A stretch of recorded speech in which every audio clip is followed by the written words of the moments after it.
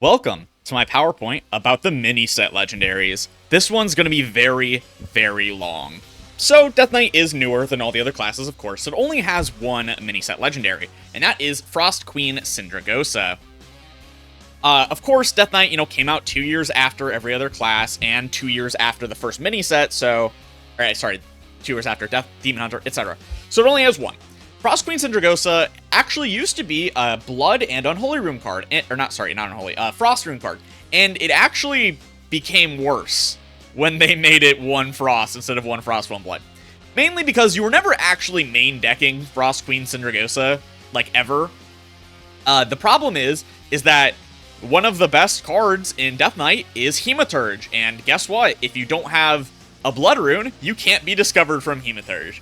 I'm going to move on because I have to. There is a lot more slides in this one than ever before, so, hoo boy. Then we have Demon Hunter. So Demon Hunter has two. They have Prosecutor Meltranix and Rhythm Dancer Risa. Prosecutor Meltranix actually did see play in Standard as ways to disrupt combo decks because they can't really play their combo if they can only play the left and right cards. It's actually really good at its job. Rhythm Dancer Risa is really, really, really, really, really, really bad. Probably bottom 3 Miniset Legendaries ever. It used to be 5 mana. Can you believe it? That this card used to be 5 mana? It just has actually no uses. There's never a time you want to be playing this card. Bouncing it isn't even worth it. Like, getting it back for 1 to your hand just isn't worth it. It's just truly a terrible, terrible card. Then we have Druid. So Druid has Lady Anacondra and Toyranthus. Lady Anacondra is easily the first, like, genuinely good Miniset Legendary. Of course, it's only from the second Miniset, so that does help, but it was incredibly powerful. It basically broke Celestial Alignment.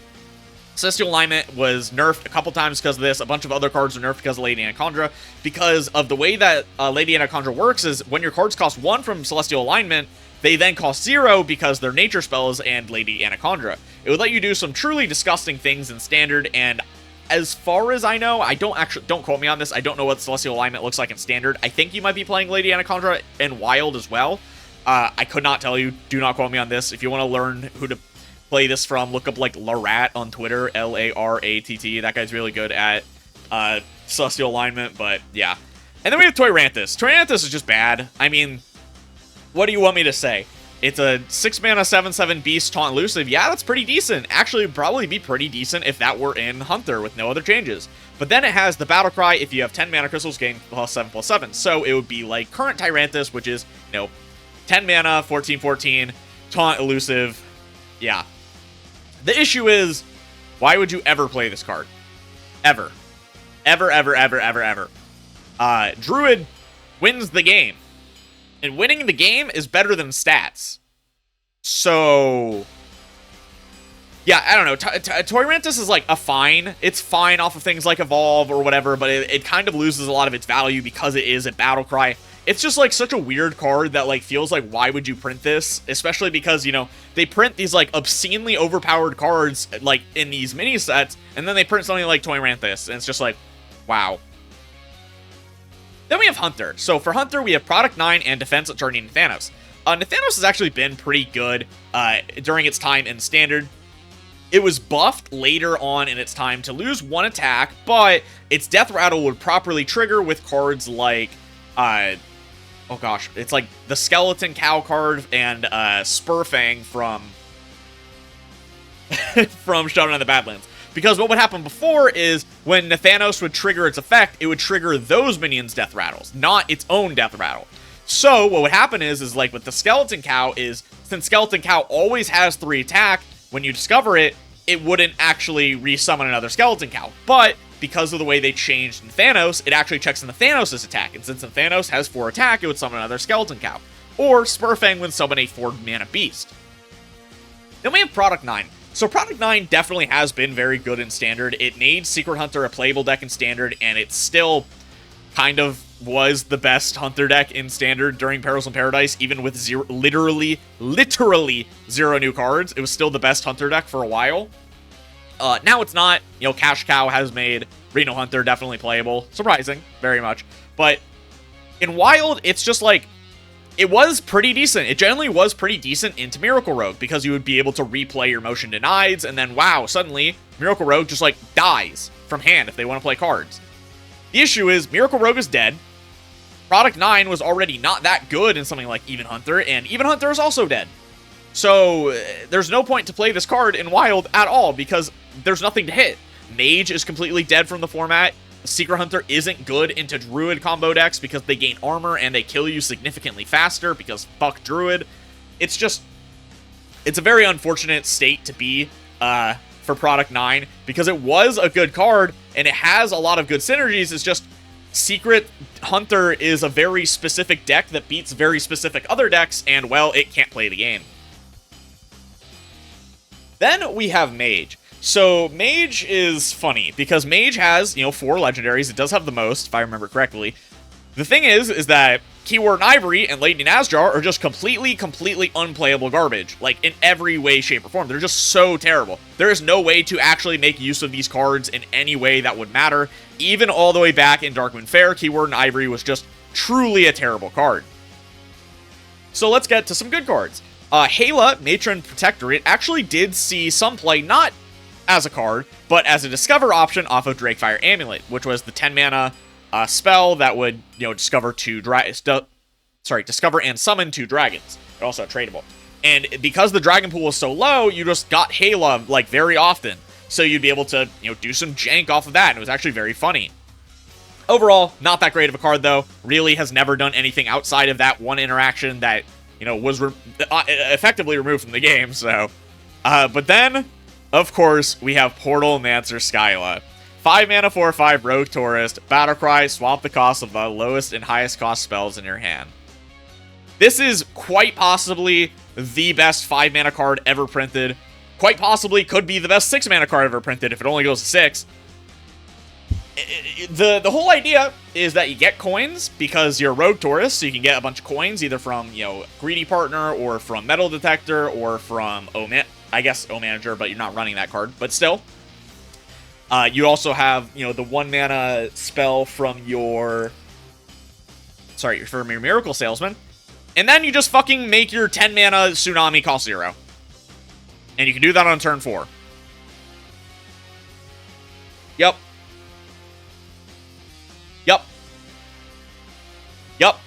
You can summon 4 3/6s with charge that freeze enemies on turn 4. Because of the coins. Real good job, Blizzard. Really well-designed card. We could have had the Hunter have the Rogue Tourist and then not done anything like this. But no, we had to give Mage another legendary. Another legendary mini-set. We had to. Then we have Paladin. So the Purator was actually really good in both formats for a short time. Of course, the main power of the card is Light Rays. If you don't know what Light Ray is, it's a 9 mana, 5/5 taunt elemental beast that says cost 1 less for each Paladin card you've played this game. So, of course, playing Pure Paladin, you can play Purator to draw 2 0 mana Light Rays because it has 2 tribes, elemental and beast, so you draw both. And wow, suddenly you just dropped like 14, 16 worth of stats on like turn 5. And it was really strong. Of course, it was then nerfed, but it was just so strong at the time. It's never really been able to live back up to that, mainly because Pure Paladin kind of sucks in both formats, or not both formats, I guess, in Wild, but, it happens. Sir Finley, the Intrepid, is weird. So, it's... How do I put this? Shroomskavate and Fossilized Kaleidostor are actually just genuinely good cards individually. Sir Finley the Intrepid is kind of not that good as a card individually, but when Shroomskavate was nerfed, it just, stopped seeing any play whatsoever because, well, the broken card got nerfed, so why am I going to play this kind of not that great, card that benefits from the broken cards? The Azerite Dragon's also not even that good. You have to get it out like all the other Azerite cards. You have to play 4 Excavate cards to get, I think it's give all of your minions +3/+3 wherever they are. Which is, that's a fine effect, but not when you have to play all these Excavate effects to make it work. Sir Finley Intrepid is just quite an awkward card. Then we have Priest. So, Dark Inquisitor Zanesh, of course, one of the first mini-set cards, was made to support, like, this full Corrupt Priest during Darkmoon Faire. The issue is, full Control Priest that ran no win condition and just, like, if you remember, oh my god, if you remember this deck, it used Galakron the Unspeakable, I think it was called, and ran literally no way to win the game. It would just grind you out in fatigue every single game. It was the best deck in the format by far, and it was one of the least fun decks to ever exist. I'm gonna be so honest with you. And obviously, you know, Dark Inquisitor Zanesh didn't go in that deck, so boom. Obviously, it just wasn't a good card. Corrupt Priest never really took off. If you wanted to play a full Corrupt deck, it was better to just play Warlock because you had Ticketus, and yeah. I have never once in my life seen another human being play Soulburner Varia. It's just not good. Like, what else can you say? It's just not a good card. Like, yeah, they tried to push an Undead Priest in March of the Lich King, which was, you know, fine. It was a fine deck at the time, but that's also because United in Stormwind was in March of the Lich King. And United in Stormwind brought Void Touch Attendant. Benedictus was in Standard at the time that Soulburn Varia was printed, if I remember correctly, but who cares? You didn't have... You don't have all the pirates that make it really good and wild, and you definitely didn't have Void Touch Attendant, which is what made it really strong in Standard. So Soulburn Varia is just, like, horrible. I don't know, man. Like, why did they print this so late? Why did they print it in Titans when they didn't print any other support for it at all? It's very, very odd. Then we have Mida Pure Light. That's a card of all time. Never once seen this card actually played from hand without being generated. Ever. It gets generated in Priest sometimes. It gets generated in Rogue sometimes. And that's it. Never once in my life have I seen this card be played. And it's just not a good card. I mean, reading its effect is just not that good. Divine Shield, Lifesteal, Death Rattle, Shuffle. It's basically just shuffle this back into your deck that resummons when you draw it. Man, that's not that good of an effect. I'm gonna be so honest with you. Then for Rogue, we have Rhythm Dancer Risa and Keyword Knivery. Wow, I already talked about how bad these cards were. Time to go to a good card. Edwin Defias Kingpin actually was a really good card during its time in Standard. You could either step it to make it still have its battle cry go off while in your hand to get a lot of stats to combine with Mr. Smite. It, for some godforsaken reason, went to 3 mana. Could not tell you why. And it was obscenely overpowered, but it was like instantly nerfed back to 4 like in the next patch. It was just, why did they make this card 3 mana? It's so crazy that they did that. It's just overall, it's been a pretty good card. You use it a lot in like a rogue decks that want to be drawing a lot of cards, just things like that. It is hard to quantify what this card really did because, like, United in Stormwind, you know. Yeah, and I will straight up say that I did not touch Standard since between Stormwind until now. I have not touched Standard, myself playing, and I haven't really. I explicitly did not pay attention to Standard at all during Alterac Valley and like Sunken City. I'll say it right now. So I'm having a hard time with a card like Edwin Defias Kingpin that really didn't have much of a use during that or past that era, so I can't really speak on it there, I will admit it, but god, dude, this is a card. It's such a card of all time. Why did they buff it to 3 mana?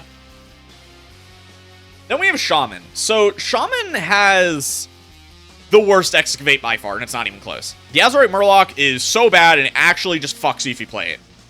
It's, of course, it's an Azurite card, so it's 4 mana, 5/5, Battlecry. I think it's transform all minions in your hand and deck, it might be on battlefield as well, I don't remember, into minions that cost 3 more, but it keeps their, like, stats and cost. So basically, if you play the Azurite Murloc, you just fucked yourself. Like, obscenely fucked yourself, because, damn, dude, I want to be playing my minions, the ones I'm putting in my deck, not random minions. It's just, it was terrible. If the Azurite Murloc wasn't printed, I think Finley would have been an overall fine card, but guess what? It was printed. And damn, Finley kind of sucks. Cookie the Cook is just a pretty good card overall. It saw some like pretty good play. It's kind of fringe. You basically just played it because it's a 3 mana 2/3 with Lifesteal that gives you a 2/3 weapon with Lifesteal. And that's just pretty good. It's some good healing. And there's not really much more to say about it. Sometimes you just need some pretty good healing on a pretty decent bodied minion. And that's what Cookie the Cook was. It doesn't have to be flashy to be a pretty good card. And that's something that Blizzard just doesn't understand anymore is that you can just print cards that are kind of strong, that don't have to be super flashy, but yeah, we're not getting any of those. And then lastly, we have Turbulus. So Turbulus is odd, because it only can actually use like 2 or 3 cards from Hunter, because, you know, the rest of the cards are so bad, but those cards are being used pretty good use. Parrot Sanctuary, of course, is a really strong card, and it's obviously going to be really good in Shaman, because Shaman's the battle cry class, so a card that, you know, benefits your battle cries. Wow. Shocking, I know. And then Furious Fowls. So Furious Fowls in Hunter is dog shit. It's 6 mana to summon 2 3/3s that attack the target. It's pretty bad. Genuinely pretty bad. But in Shaman, you play Hagatha the Fabled, so you draw 2 spells, and then you play a 6 mana 6/6 that summons 2 more 3/3s that also deal 6 damage face. 6 mana 12/12, deal 6 damage face. Yeah, why can't I use my Hunter cards like that? Why can't I use Furious Fowls like that? Pissing me the fuck off, Blizzard. I'm getting sick and tired of your shit. I really am. I'm getting real sick and fucking tired. I can't do it anymore, man. Oh boy. Okay, then we have Warlock. So Envoy Rustwix actually was a pretty good card. It spawned like a greedier style Warlock deck that was really, you know, playable into the full-on Control Priest that I talked about earlier, because you would run things like Ticketus, and then you'd be able to out-fatigue them with a card like Envoy Rustwix. Rustwix is a demon, so it would be resummoned by all your demon effects. It would be resummoned by Canrathad Prime, which you could get from Envoy Rustwix. And it was genuinely a very strong card for its time. Commander Ulthok is 5 mana Millhouse. Yeah. Great card, actually. Phanautom Lord of the Opera has actually been a pretty good card. When Wheel Warlock was playable in both formats, it's not anymore, it was genuinely one of the best cards in the deck. It's probably genuinely the reason the deck was good. I think if Phanautom didn't exist, Wheel Warlock would have been significantly worse, but it did, so. Phanautom, just 0 mana 15/15 that you could sometimes bounce if you had like Celestial Projectionist, or you could give a Rush from things like the Broomstick from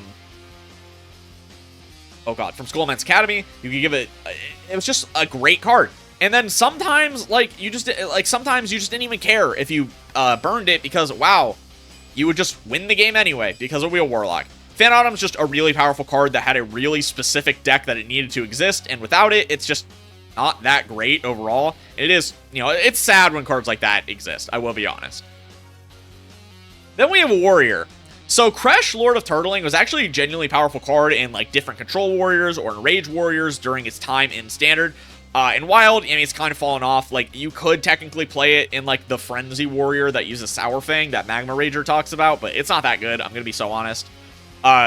Overall, it was just like a pretty good, you know, for its time Standard card. Gave you a lot of stats, 8 armor, 2/5 weapon. That's pretty good overall. Then you have General Vizax. This card's fucking bad. I mean, like, people were really trying to make this card work, and it just never took off. Like, I don't really know how you could justify it in, like, an Odin Warrior, because, like, Odin Warrior just wins the game. A card like General Vizax doesn't win the game. It doesn't care. It doesn't matter. Odin just kills you. So a card like this, that's like a grindy, you know, control card, doesn't matter in any way, shape, or form. It's not a good card. And then we have Deep Miner Brann. Yeah, everyone knows Deep Miner Brann's broken. I've talked about this card so many times at this point. It feels very odd that I keep picking topics that make me have to talk about Brann, but it's funny. Surely, if you have a card that makes all of your battle cries doubled for the rest of the game, surely it will be balanced. Surely, dude. We already knew that fucking Brann Bronzebeard was too strong for Standard. Let's print Brann Bronzebeard, but permanent. There's no possible way this goes poorly. No possible way. You can't just play Thogrun and then shuffle the bombs in your deck and then play Gaslight Gatekeeper and suddenly your opponent just has no cards. You surely can't delete 18 cards from your opponent's deck. Wow. Or you definitely can't play it with fucking Astalor Bloodstorm. You definitely can't fucking play it with Astalor. No, you definitely can't get infinite Astalors and then infinite Astalor 8s. No, you definitely can't do that. It's like, what the fuck are they doing, man? Like, genuinely, what the actual fuck is Blizzard doing lately with these cards? It's like, have they just, like... did they fire their entire design team that, like, was making cards for this video game from, like, 2015 to, like, 2019? They just, like, completely fire them? I'm like, asking a serious question. Because it's for some godforsaken reason that every card that gets printed nowadays is just something they would never, ever print in that era of Hearthstone. Ever. It doesn't matter that they're too strong. It's also the fact that the designs are functionally fucking broken. Like, who the actual fuck thought Deep Miner Brann would be a fair card to print? It's not about if Deep Miner Brann is too strong. It really isn't. Because, yeah, you could say this card at, like, 8 mana is fair. You could make that argument. But who the fuck thinks that it is something that should be in the game? That infinite double battle cry should be in the game? Who? Now we're on the neutral cards. There's a lot of these. This is why I don't do neutral cards, so buckle in. Moonfang was actually quite decent in Paladin and Hunter while it wasn't standard. Just being able to buff it super efficiently and it not die because it only takes 1 damage at a time did matter. There were genuinely some decks that could never kill Moonfang, ever. Because as long as you kept buffing it, wow, suddenly it's just impossible to kill. Because they're all about, if they, like, their minion effects were about dealing, like, high damage to minions. But since Moonfang only takes 1 damage, it would just end games. It truly was a very powerful card. Nerlax sucks ass. It was kind of just not that great. You're supposed to use it as, like, a value card to get, like, dream cards, but dream cards also kind of suck. Like, it's something, alright. It genuinely is something. Then we have Mutanus the Devourer. So Mutanus was genuinely a very strong card its entire time in Standard. It was a great disruption card. It would give you a lot of stats on board. It was just genuinely a great card. Wild is where we get to talk about Mutanus doing disgusting things. So Mutanus and Wild cost 1 mana because of Scargill. And it was part of the reason that Murloc Shaman, it's not Shutter Shaman. It was not Shutter Shaman. It was Murloc Shaman, was the best deck in the game for, like, a full expansion. Basically, you would cheat out, like, Scargill a little earlier because of Clownfish. You would then play, Scargill. You would draw 1,000,000 cards because of Gorlock Ravager. You would then be able to eat cards in your opponent's hand with Mutanus. Then you could double that up by having, what's it called? The Macaw, which is, of course, really strong. And then, to top it off, you had the Flurgle Tox combo that that would still just cost no mana. So you would destroy your opponent's entire board, you would cycle 6 cards through your deck, you would eat 1 or 2 cards from their hand, and you would build a gigantic board. Yeah, there's no surprise that Scargill got nerfed, that Flurgle and Flurgle got nerfed. There's no fucking surprise there. That was not Shutterwalk Shaman. Shutterwalk was in the deck, but you never played it, because if you actually got to play, Scargill on, like, turn 4, you just won the game. And, turn 4 is a lot earlier than turn 9, where Shutterwalk can come down. Yeah. Then we have the second page of neutrals. So, Raid Boss Onyxia was genuinely a very strong card in Druid for just a long time. It still sees play in Dragon Druids and Wild. It's just a really strong card, objectively. When you have infinite mana because you ramp a lot, wow, suddenly a 10 mana card doesn't really matter. And it's a very, very, very powerful effect. 8 mana, 8/8 rush, immune while you control a whelp. Battlecry, summon 6 2/1 whelps. It discounts your Fi by a lot. It's just a really, really powerful card. It gives you a lot of removal in a class that doesn't really have access to that good of removal. Kazakhstan actually did get nerfed. It used to be if, oh gosh, what was it before? I don't remember. I think it was like destroy your deck or something. I don't even remember. But they changed it to you have to play like 4 dragons, which is, it was a nerf to not Druid because Druid just plays a bunch of dragons. Kazakhstan would give you a lot of very powerful treasures, and they had to remove a couple treasures from the pool because it was too strong. Kazakhstan still sometimes sees play as like an ETC option in Dragon Druid today. Probably not that great, if you're going to be honest. But it's overall was a very strong card. It's just nowadays, a card like Kazakhstan doesn't matter because just, again, the millionth time, killing your opponent is just significantly more powerful.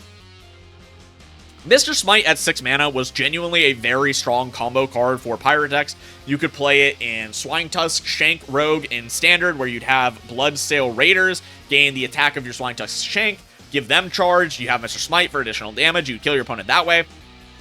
You could generate Mr. Smite off of the Juggernaut to then, wow, suddenly all the minions that you play that turn have charge because they're all pirates. You could just have Mr. Smite in combination with Edwin, Defias Cleaner. Whatever. And it was really good there. It's just overall a really strong card. It was nerfed to 7 mana, and it's not that great anymore. You don't really want to be running it in Pirate decks because it's way too expensive. You could have just ran it as a top end in the past. The best use for it now is with Sea Shanty, the new 10 mana Paladin spell that summons 3 5/5 pirates. That deck is overall not that good, is the thing, but that is the best use case of Mr. Smite in today's game. Then, lastly, we have Goliath, Sneed's Masterpiece. This is like one of, if not the best cards to ever exist in Arena. It got itself banned, it got other cards that would generate it banned. It was just so unbelievably strong. I usually don't talk about Arena because I don't play Arena, but this card was like crazy, dude. Like, unbelievably fucking crazy. Then we have Ozomat. So Ozomat was just like not that good of a card. I'm gonna be so honest with you. It was experimented with a lot in like a bunch of big decks, but never really caught on. It just wasn't that great. But you know what was a good card in big decks? Neptulon. Neptulon is the best big minion ever. Just objectively. It just is. It summons 2 4/2s with immune while attacking. It has Rush. It has Wind Fury. It makes those minions attack. So if you play like Shaman, Shaman's really good, big Shaman. You can use Bloodlust from Thrall's Gift to give your hands like more damage, and it's just a really strong card. Neptulon has been the best card in big decks since it's come out, and Big Priest cut all of its other big minions, aside from Blood of Gahoon, specifically just for Neptulon the Tidehunter. That's how strong Neptulon is. Sylvanas the Accused did see play in Standard in a bunch of different classes, just was a strong card. Destroying an enemy minion for 6 mana 5/5 is actually just pretty good effect, but the Infuse was really strong. Of course, like all neutral Infuse effects, when Death Knight came out, they actually, were good cards. Like, yeah, they were fine before Death Knight came out, but with Death Knight coming out, they all like skyrocketed in their power level. Sylvanas the Accused was really good in even Death Knight for a long time. I guess a long time is hard to say because it's only good for like 3 or 4 expansions, but it still was very good during that time. It's almost like when you have a 1-mana hero power that will give you a corpse every turn. Anytime you have an infused card in your hand, it's always going to be really good. It feels like they made a lot of infused cards specifically for Death Knight, but then just didn't release Death Knight, which is fine. I'm not sure why they did it in that order. Feels like maybe they should have released Death Knight before they released Nathria, but it's whatever. It's fine. And then lastly, we have the Jailer. I spoke about this card recently in my banned cards video, but the Jailer was banned from Standard and Wild. It wasn't really necessarily banned from Wild, it's just they couldn't ban cards from Standard without banning them from Wild at the time. They can do it now. They can. But Jailer was the first card they ever had to ban from Standard, so yeah. I don't know why they didn't ban Tony, but whatever. So the reason that Jailer was banned was specifically because of Tony, King of Piracy. Druid was just way, way, way too strong. No one's ever heard that before. And it just dominated the game and caused a emergency ban for the Jailer. They then changed it so it only would make the Jailer immune instead of all your minions immune, and then suddenly the Jailer is just a completely dead, unplayable card. In Wild, you could use the Jailer in conjunction with Bolf, or I guess Mal'Ganis as well, to have your hero be immune while your minions are immune. So, as long as you never got hit by Twisting Nether off of Zephyrus, which is what would happen a lot, you would just basically effectively have infinite health. Obviously, it wasn't that good. Genuinely. It could only really be played in Druid and Warlock, but it was definitely something that people like to play. People like to play it, and people are very upset when it was nerfed. I think it should be reverted because, like, it's bad, and if people want to play a bad deck that because they find it fun, why? Who cares? Let them do it. Okay, so Thaddeus has been nerfed and changed twice. It originally was your odd and even cost cards cost 1, I think. Then it was changed to they cost 4 less. Then it was they cost 2 less. What a disgusting card. What a truly disgusting, unbalanced card that is like, why the fuck would you ever print this? It just did so many disgusting things while it was in Standard. It did disgusting things while it was in Wild. Truly, what the actual fuck are they thinking of this card? I can't, like, I don't even know what to say about Thaddeus. It's just, surely, a card that makes your cards cost 4 less! Or cost 1 could be a fair card. Surely that's possible. Surely, surely, surely. Whew. Okay. Then you have Rivendare War Rider. This card was played a little bit in like standard priest and druid decks, you know, as just an endgame win condition. Wasn't really that good, gonna be honest. It was like kind of just like meh overall. In Wild, however, you can play it with Boomzooka. You play Maxima Blastenheimer to shoot the Rivendare at your opponent's face. Its Death Rattle will go off, and then you play Boomzooka on the next turn, if you're lucky enough to draw them, to then pull all of the minions from your deck. They will then die, and then your opponent dies because of the alternate win condition of Rivendare War Rider, where if 4 of the riders die, you know, the 3 that shuffle in your deck as well, you win the game. That deck's bad. Don't get me wrong. I've hit top 400 Legend, I want to say. It might be only 5. I don't remember exactly. Playing the deck a few expansions ago, but don't craft it. Don't play it. It's truly, truly, truly terrible. Whew. Okay, so then we have Elite Tauren Champion. The card's just bad. I mean, its effect is bad. It's hard to make use of. It's expensive. It doesn't do anything on board instantly. It's just a bad card. I'm going to be so honest with you. But let's move to an actually good card in Magatha, Bane of Music. 5 mana, 5/5, battlecry, draw 5 cards. Any spells drawn, give to your opponent, whatever. Magatha's really strong in Wild because most Reno decks don't really run spells. They run like 5 or less spells on average. And, well, if you have a 40-card deck, and you only have 5 spells, you can play Magatha and you're almost always drawing 5 cards. Sometimes you will hit spells, don't get me wrong, it does happen, but still, 5 mana, 5/5, draw 4 cards in like in Priest or Shaman or Hunter, you know, classes that have really bad card draw. Wow, suddenly that's really, really, really good. Don't play Magatha in Shaman though. I know on paper it seems like a good card because Shaman doesn't have a good card draw, but if you play Shudderwalk, you're just gonna die, which is really funny. I didn't mean to say Shaman. I don't know why I said it. I was just thinking of Reno decks, but sorry, I have to make that clarification. Oh, okay, second to last one. So Therazane and Marut are bad. They're just terrible cards. There's not really anything to talk about with them. I mean, like, they're just bad cards. Cho'Gall, Twilight Chieftain, brought along with it one of the worst things ever to Hearthstone. Anomalies. Anomalies are hated by so many players in both formats. Let me paint you a picture of anomalies. You're trying to play even Shaman in Wild, and you get the anomaly that randomly changes your hero power. Or you get the anomaly that upgrades your hero power. Or you get the anomaly that makes it so your opponent's starting hand costs 1 less, and they went second. This is also at the time where Miracle Rogue and Questline Druid were the best decks in the game.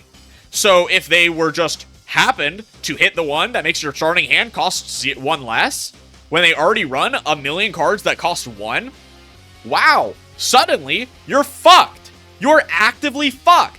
Anomalies are one of, if not the worst things ever added to this game.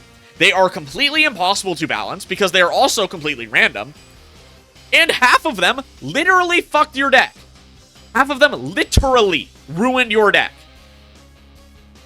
So goddamn stupid. So fucking stupid. Then lastly, we have Yogg-Saron Unleashed.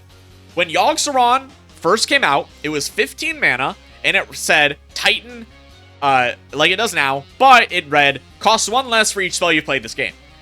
So, you would play Questline Druid in Wild, and then you would play a 0 mana Yogg, and you'd win the game because you just outraced every other deck because you're Questline Druid, and that's what it does, but you had one of, if not the best board removals ever. Or, you played Miracle Rogue, and you did all the exact same things you play in Miracle Rogue nowadays, but you also had Yogg-Saron Unleashed. Yeah, this isn't even talking about how Druid committed, like, actual fucking war crimes in Standard at the time when Yogg-Saron Unleashed existed at 15 mana. Like, it was genuinely committing war crimes. And it doesn't help that this was, like, a month-long endeavor. They didn't nerf it for, like, a full month. So you just had, like, both formats were completely unplayable because of Yogg-Saron Unleashed. It is the best card ever printed. I will say that. because no other card has done the amount of meta warping that this card has done to the game. Okay, and lastly, the final 2 mini sets that have come out. Replicator Inator is just a bad, awkward value card that hasn't really actually seen play. It's just not good. It doesn't really do anything that you care about. It's kind of just not that good. Travel Master Dungar is one of the worst legendaries ever printed, at least in the last few years.